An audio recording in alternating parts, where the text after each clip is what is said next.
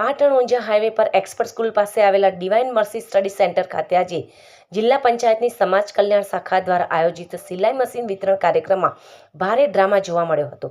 સામાજિક ન્યાય નિધિ અંતર્ગત 112 મહિલાઓને મશીન આપવાના હતા, પરંતુ સત્તાધારી પક્ષના પદાધિકારીઓના આંતરિક વિખવાદને કારણે ગરીબ મહિલાઓ વિતરણ વગર જ ખાલી હાથે પરત ફરતા ભારે રોષ ફેલાયો છે।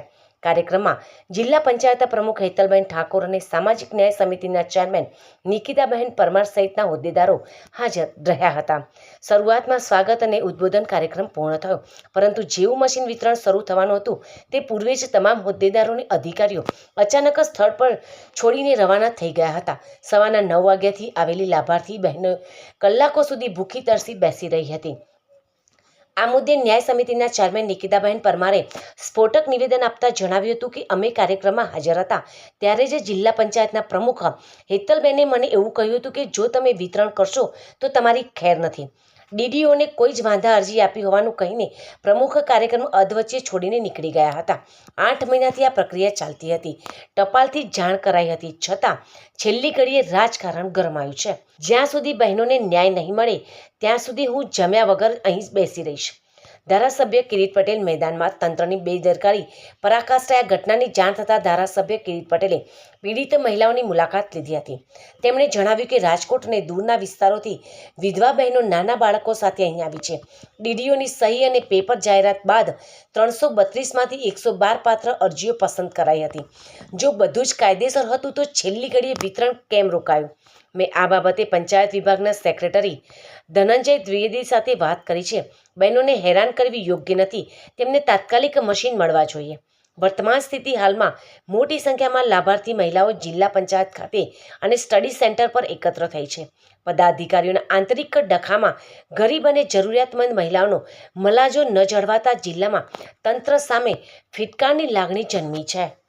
તો આજે લગભગ બપોરે મારા ઉપર એક શંખારી ગામના મારા મત વિસ્તારના દલિત બહેનનો ફોન આવેલો અને એમને કહેલું કે પાટણ ઓક્સફર્ડ સ્કૂલની બાજુમાં સિલાઈના મશીન વેચવા માટે અમને સવારના 9 વાગ્યાના બોલાવ્યા હતા। પ્રોગ્રામ ચાલુ થયો।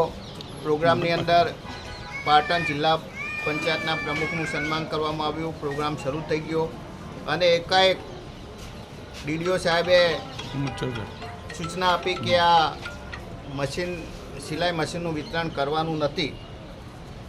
અમે બધા ભૂખ્યા તરસ્યા બેઠા છે। મેં ડીડીઓજીને વાત કરી, ડીડીઓનો ફોન બંધ હતો। મેં ધનંજય દ્વિવેદી જે સેક્રેટરી છે પંચાયત વિભાગના, એમને પણ વાત કરી। વાસ્તવની અંદર જે બહેનોને સિલાઈ મશીન આપવાના છે એની સંપૂર્ણ પ્રોસેસ થઈ ગઈ છે। જિલ્લા પંચાયત ન્યાય સમિતિના જે ચેરમેન છે એમની સત્તા આવે છે અને એના સમાજ કલ્યાણ અધિકારી એમના દ્વારા પેપરમાં જાહેરાત આપવામાં આવી, જેમ દ્વારા ખરીદી કરવામાં આવી।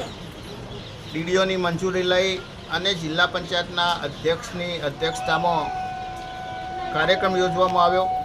છેક રાજકોટથી માંડી અને બહારથી જે બહેનો દલિત સમાજની બહેનો રહેતી હતી, વિધવા બહેનો નાના બાળકો સાથે જિલ્લા પંચાયત ખાતે અત્યારે આવ્યા છે। એમને સિલાઈ મશીન વિતરણ કરવાની ના પાડી છે। મેં ડીડીઓ જોડે વાત કરી છે, ડીડીઓ ઘરે ગયા છે, હું ડીડીઓને મળું છું અને બહેનોની માગ છે કે અમને જ્યારે બોલાવ્યા છે તો અમને સિલાઈ મશીન આપવા જોઈએ। જો ગેરરીતિ હતી તો ડીડીઓની સાઇન થયેલી છે, જે કાગળો મેં તપાસ કર્યા, પેપરની અંદર જાહેરાત આપવામાં આવી છે। જે ક્રાઇટેરિયા હતો એ ક્રાઇટેરિયા પ્રમાણે 332 ફોર્મમાંથી 112 ફોર્મ 112 ફોર્મ એ પસંદ કરવામાં આવ્યા છે અને બોલાવ્યા પછી આ રીતે બહેનોને હેરાન કરવી યોગ્ય નથી। મારી માગણી છે કે તાત્કાલિક આ બાબતે નિર્ણય લઈ અને જે બહેનો હાજર છે એમને સિલાઈ મશીન આપવા જોઈએ। એવી વિગત છે કે અમે અત્યારે સવારે જે પ્રોગ્રામ કર્યો હતો ખોડાબા હોલની બાજુમાં ઓક્સફર્ડ સ્કૂલ છે તેમાં, તો ત્યાં જિલ્લા પંચાયતના પ્રમુખ હેતલબેન, પછી ન્યાય સમિતિ ચેરમેન હું નિકિતાબેન પોતે, તાલુકા પંચાયતના ચેરમેન પ્રકાશભાઈ વાઘેલા, જિલ્લા પંચાયતના પૂર્વ ચેરમેન બાબુભાઈ ભીલ હાજર હતા। અમે બધાની સ્વાગત વિધિ કરી, પોતાને ઉદ્બોધન રજૂ કર્યું। કમ્પ્લીટ પ્રોગ્રામ ચાલુ જ હતો અને અચાનક જ મુલતવી રાખવાનું કહ્યું અમને। આગળથી અમારા બે સભ્યો હતા ભાનુમતીબેન, એમને વાંધા અરજી રજૂ કરી ડીડીઓ સાહેબે હેતલબેન પ્રમુખને ફોન કર્યો. હેતલબેન પ્રમુખે અમને એવું કહ્યું કે આ પ્રોગ્રામ મુલતવી રાખો અને તમે જો મશીન વિતરણ કરશો તો તમારી ખેર નહીં, આવું કહીને નીકળી ગયા તરત. બસ આટલી વાત કરી તેમને અમારી જોડે. અમે તરત પ્રોગ્રામ મુલતવી રાખ્યો. અમે ડીડીઓ સાહેબને મળવા આવ્યા. બીજા કયા સભ્ય હતા? સભ્યોની અંદર તો અમે હું હતી. ના ના, જે વિરોધ કરનાર બીજા કોણ હતા? વિરોધ કરવામાં પ્રવીણભાઈ, મંજુલાબેનના પતિ અને ભાનુમતીના પતિ વિજયભાઈ. ભાનુમતીબેન હાજર હતા ને વિજયભાઈ પોતે જ વાંધા અરજી રજૂ કરી. એમને પોતે એને ડીડીઓ સાહેબનો વાંધા અરજી રજૂ. હા, મારી તો પૂરી કોશિશ છે કે આજે ને આજે સભ્યોને બધા લાભાર્થીઓને મશીન મળે.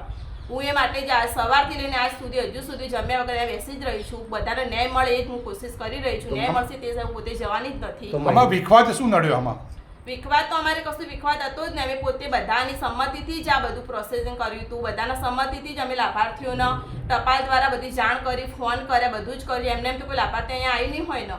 અમારી તો પૂરી કોશિશ હતી કે બધા લાભાર્થીઓને ન્યાય મળે. પોતે હાજર જ હતા, મિટિંગો બોલાય, 8 મહિનાથી આ વાત ફૂટાતી હતી. છતાં બી એમને શું પ્રોબ્લેમ એમને કંઈ ખબર નથી. પણ અમે તો અમારી રીતે હાલવા માટે સક્ષમ છીએ. મહિલા સભ્યના પતિ કેમ વિરોધ કર્યો? એ તો એમનો હક જ નથી. એમનો હક નથી, પણ ખબર નથી હવે એમને કેમ વિરોધ કર્યો. એમના પોતાના પતિને એમને રોકવા જોઈએ ને. સંચાક લાવવામાં સંચાની અંદર 14 લાખનું બજેટ હતું. અચ્છા, કેટલા લાભાર્થીઓ હતા? લાભાર્થીઓ તો હતા 112 છે અત્યારે.